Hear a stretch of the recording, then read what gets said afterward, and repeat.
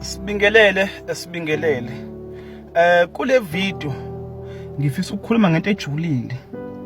Ngifisa ukukhuluma ngezwe laseKhenani. Leli uMose nabantwana bakwaIsrayeli abathembiswa lona. Leli uMose angazange alibona. Kule video ngifisa ukuprova ukuthi lelo lizwe ise-South Africa. Ikule ndawo ekuthiwa ise-South Africa. Now ngizoyisusa ekuqaleni nje. Number 1, into ekumele ukuthi siyazi, ake sikhulume ngemap. Imap bafowethu okokuqala ihlanakezelo. Le ndawo eyi-south iyona eyi-north. Le ndawo eyi-north iyona eyi-south. So that means i-Northern Africa ile ndawo ekuthiwa i-South Africa. That's number 1. Khona umfakazi nje futhi balokho. Okwesibili, igama elithi Africa akulona igama lecontinent yethu. Right? Igama elithi Africa akulona igama lethu. Igama lecontinent yethu langampela ileli gama elithi Alkebulan. Alkebulan. Ungali research. Ilona gama lecontinent yethu. Lisho ukuthini leli gama? Lisho ukuthi mother of mankind. Liphinde futhi lisho ukuthi Garden of Eden. So sekuzokutshela ke lokho ukuthi iGarden of Eden isi-Africa. Now uNkulunkulu eyiveza, eqala ukuyiveza noma enza abantu bokuqala babe kwi-north of Garden of Eden. Ubani north ilelizwe kuthiwa iSouth Africa. Ngobani imap ihlanekezelo. Now ake siqhubeke nayo ke indaba. Ngifisa ukukhuluma ngo-Israel, ngikhulume ngo-Egypt, bese ngizokhuluma ngeSouth Africa. Right? U-Israel wafomeka kanjani? Izwe ekuthiwa u-Israel lafomeka kanjani? Now abantu bokuqala, which is uAdam noEve, noma abantu nje bokuqala badalwa eSouth Africa. Ibuphi ubufakazi enginabo? Ngizobuthula ubufakazi ezisamba. Kodwa abantu bokuqala wena kumele ukuthi ukuzwe badalwa kule lizwe ekuthiwa iSouth Africa. That is why iSouth Africa ingenalo igama, because igama elithi South Africa akulona igama le-country lelo. There's a reason for that. Now abantu bokuqala bathi kumase bedaliwe kwakukhona from uAbraham, from uAdam kwahle kuye kuAbraham kuye kuIsaka. uIsaka, uIsaac angibeka kanjalo. Wayena madodana awu2, uEsau noJacob. Right? La madodana awu2, uEsau wayemdala, uJacob wayemncane. uJacob wayekhonza kakhulu unina. uEsau wayekhonze kakhulu ukuzingela nani. uEsau uyena oyelindele ukuthi athathe ubukhosi over ubabu wakhe uIsaac. Now kwathi ubabu wabo esezodlula emhlabeni wacela ukuthi amadodana abizwe. Wathi akubizwe uEsau kuqala, lokhu yena omdala. Kwasho ukuthi wayehambile yozingela. Umama wabe ethatha uJacob ukuthi akuye yena kuqala. Yabo, waze wambathisa isikhumba ukuze kube ngathi uEsau. Ubaba uIsaac wabe sebusisa umuntu orong, wabusisa uJacob. Uthe uEsau ebuya kozingela wathola ukuthi ubaba wakhe usebusise umuntu orong, ubusise ubhuti wakhe omncane, which is uJacob. Lokho kwadala ingxabano phakathi kwaJacob noEsau, kangangokuthi uNkulunkulu wabe seyamkhipha uJacob ukuthi akabaleke aye kwelinye ilizwe. Kulelo lizwe ilapho khona aqala khona isizwe sakhe, labe seliyashintsha igama lakhe kwaba uIsrael. Right? Nabantu abazalwa uyena nenzalo yakhe kwathiwa abantu bakwaIsrael. iIsrael kumele ukuthi ukwazi it's part of iAfrica. Abantu abaningi abakwazi lokho. Izwe uIsrael ilase-Africa.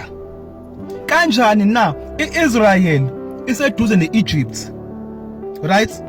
Ngo-1859 ihlakaniphi zalihlukanisa phakathi lelizwe. uIsrael noEgypt bekade kuhlangene kanje, kuhlangene. kodwa ngo-1859 zahlukanisa phakathi kwakhiwa iSuez Canal, into engathi umfula ehamba phakathi kwawo womabili lamazwe. Kodwa kukhona umhlaba endaweni ethize bagumba kwagumba ama-Africans lapho aye ama-slaves, kwagumba kwakhiwa iSuez Canal for 10 years. Njengamanje khona umfula. The distance between Israel and Egypt is 252 kilometers. It's only 252 kilometers. Yabo. So uIsrael ke wabese hlala khona nabantu bakhe kwaIsrael. IGibhithe liseduze kwabo, eceleni kwabo. So kwahamba ke abantwana bakaIsrael babese beba yigcila eGibhithe, which is iEgypt. Ukhumbule ngithe lamazwe bekade kuyinto eyodwa kudala. Kwasokwathi ngo-1859 abelungu bahlukanisa ngezikhathi zama-ancient, ngezikhathi zeBhayibheli bekade kusondelene kuyinto eyodwa. So abantwana bakwa-Israel babese beba yigcila kephi eGibhithe, lapho uNkulunkulu ayiveza khona ngoMose ukuthi akabakhiphe eGibhithe abayise ezweni laseKhenani, which is iSouth Africa. Sengiyakhona ke manje, which is iSouth Africa, izwe laseKhenani elinoju nobisi ekwakukhulunywa ngalo angalibonanga uMose, ileli izwe kuthiwa iSouth Africa. Right?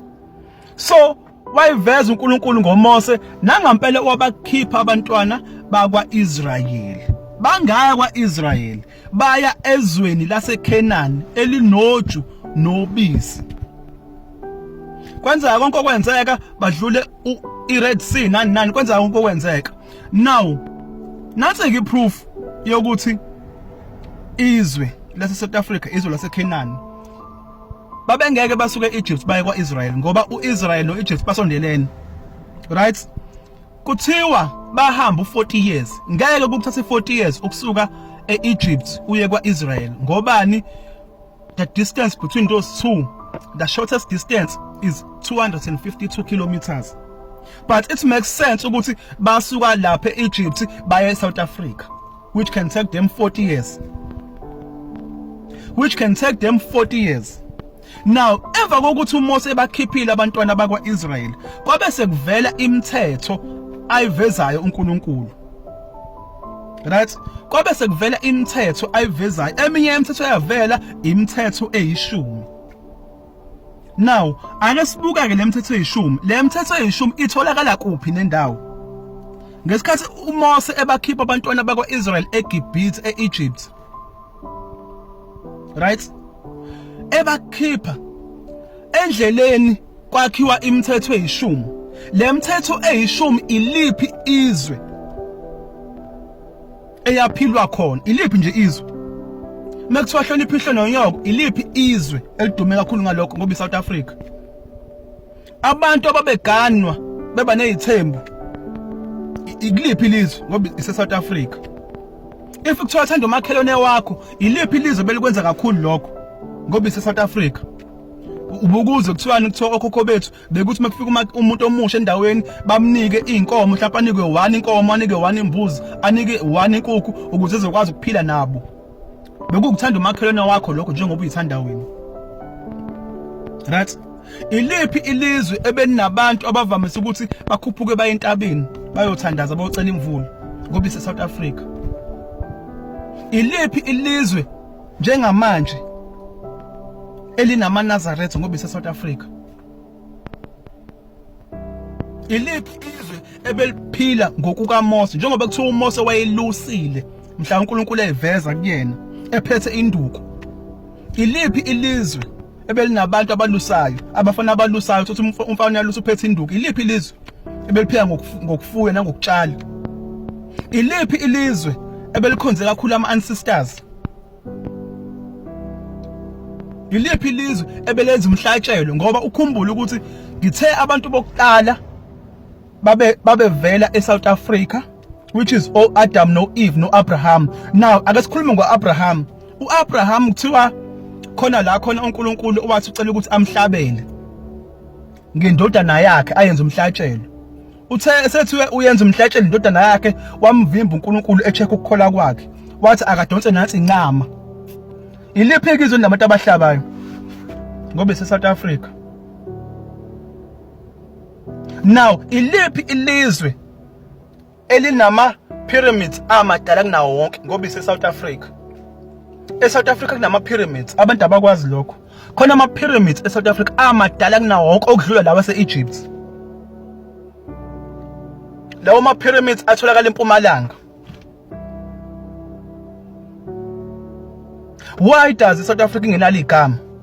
Why kuthiwa i-South Africa? So ubufakazi bukhomba ukuthi izwi laseKenani okwakukhulunywa ngalo i-South Africa. Ngiyacela ukuthi ni comment abafethu kuma comment section, and that brings another question. Why okhokho bethu babethi uJesu mayesebonakala thina siyofana naye? Ise-South Africa lapho kwakushiwo khona kanjalo. Why? Okhokho bethu babethi uJesu mayesebonakala thina siyofana naye. Okhokho bethu babethi uJesu uyeza uyabuya. Why babesho njalo? Why babesho njalo? Why babethi uJesu thina siyofana naye? Why babethi uJesu uyabuya? And that brings me to another topic ukuthi kungenzeka ukuthi uJesu kade abuya. Ngingayenza upart 2 wevideo uma ukuthi abantu bayofuna ukuthi kungenzeka ukuthi uJesu kade abuye. We are not even aware. Ngicela ukuthi ngibambe la. Siyabonga kakhulu.